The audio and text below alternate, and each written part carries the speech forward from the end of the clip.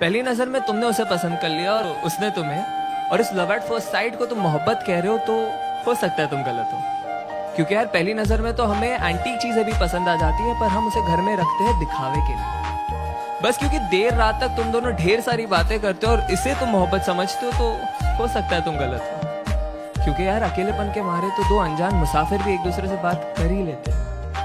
अरे अगर किसी लड़की को देख के वो तुम्हारा हाथ पकड़ लेती है और किसी लड़के को देख के तुम उसका, और इस क्यूट जेलिसी को तुम मोहब्बत कह रहे हो, तो हो सकता है तुम गलत हो। क्योंकि यार परिंदों को पकड़ा जाता है पिंजरों में कैद करने के लिए, उन्हें आजाद करने के लिए नहीं। बस क्योंकि अब तुम दोनों एक दूसरे की बातों को समझ पा रहे हो और इसे तुम मोहब्बत कहते हो, तो हो सकता है तुम गलत हो। क्योंकि याद रखो, दो भूखे भिखारी भी एक दूसरे की भूख समझ सकते हैं पर मिटा नहीं सकते।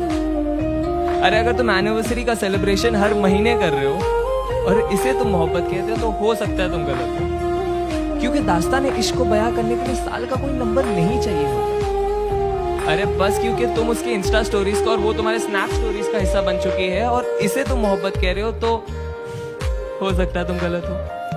क्योंकि यार मोहब्बत को फिल्टरों के साथ सेव नहीं किया जाता, उसे बस उसी लम्हे में जिया जाता है।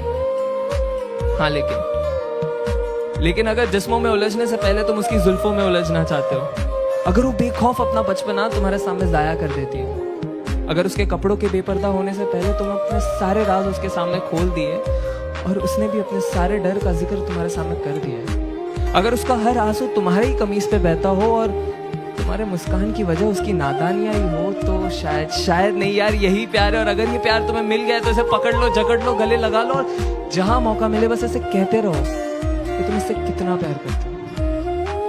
क्योंकि ऐसी मोहब्बत से मुलाकात होने में जिंदगी का काफी लंबा अरसा बीत जाता है।